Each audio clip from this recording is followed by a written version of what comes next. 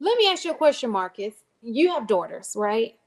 Let's just say the trend keeps going the way it is, and your kids never have, they never get married. Okay. And your daughter so badly wants a child, but she just she's in relationships, they're just not ending in marriage. What do you see? Do you think that she should go without the having her own children? Yes.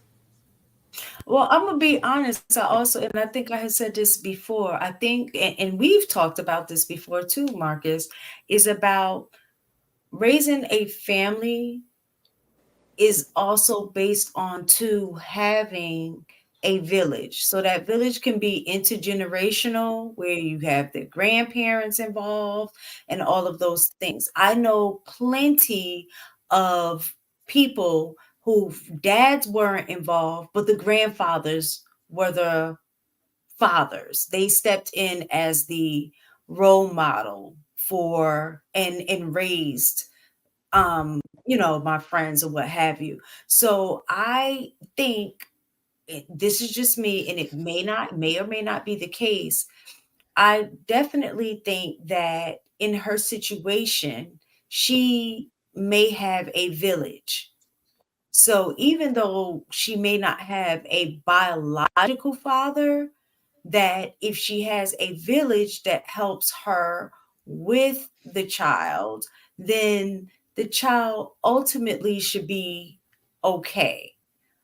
I just speaking from a perspective too of not saying like, oh well, all women should go out if they want a kid, just go ahead and have babies. I'm just talking about her specific situation, because I don't think vast majority of women are in her situation in terms of being able to provide financially, especially in our community. A lot of our babies are not planned, they're oopsie babies. And a lot of times it may work out, it may not. But I'll say, just in my understanding of knowing, is that a lot of the times we're not planning for kids. The kids just happen, right? Um, so ideally, I'm not gonna say, oh, I agree that, oh, most women should go ahead and have kids, and raise. The ideal situation is to have both parents that are healthy parents that can parent together and, be in a married situation. The next best situation is to, even if y'all are not together, to have a healthy co-parenting situation, right?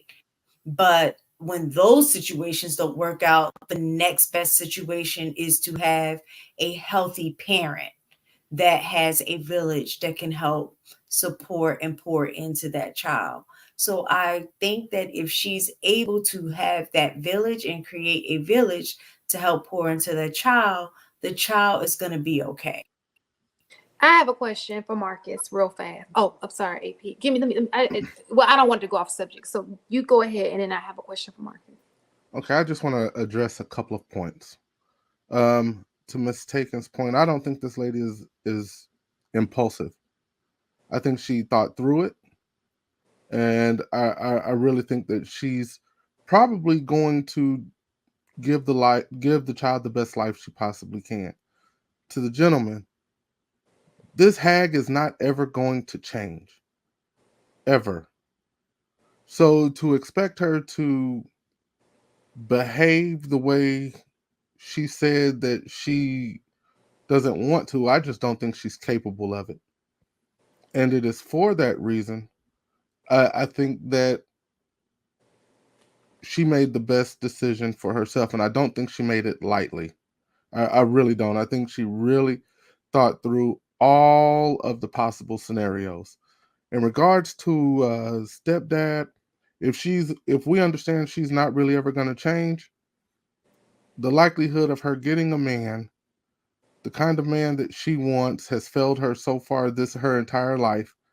Thus, getting a submissive man isn't going to work for her.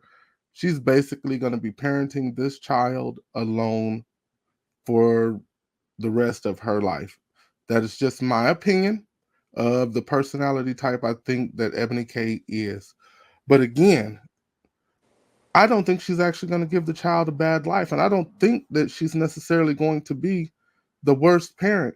And the fact that the child is not going to ever have to worry about the family dynamics inside the home, with fighting with a weak man, or having to deal with the chaos of a broken home. I think if she explains the entire scenario to the child when it gets of age, I think she'll be all right. I really do, because if she wants a kid, my personal take is she should never have a kid. I just think I agree with you, Marcus. She's selfish, but she's not the kind of woman that's going to go without. Like, she's wanted a kid, and I believe she's actually stated that in the past.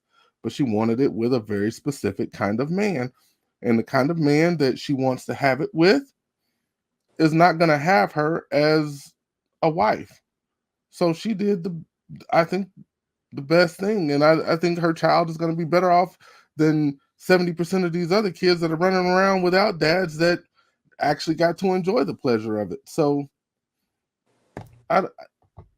if I'm stuck with, does she have a kid with a broken home, or does she have a kid through the artificial insemination, I'm glad she chose this route, because she has the resources to take care of that child, and we don't have to worry about that child ending up under state care that we end up ultimately paying for. So I think she made a pretty solid decision. So I have a question.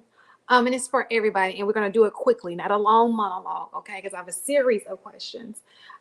Marcus, you stated that it's a very selfish situation for a woman to be artificially have a kid, correct? Correct. Is that correct?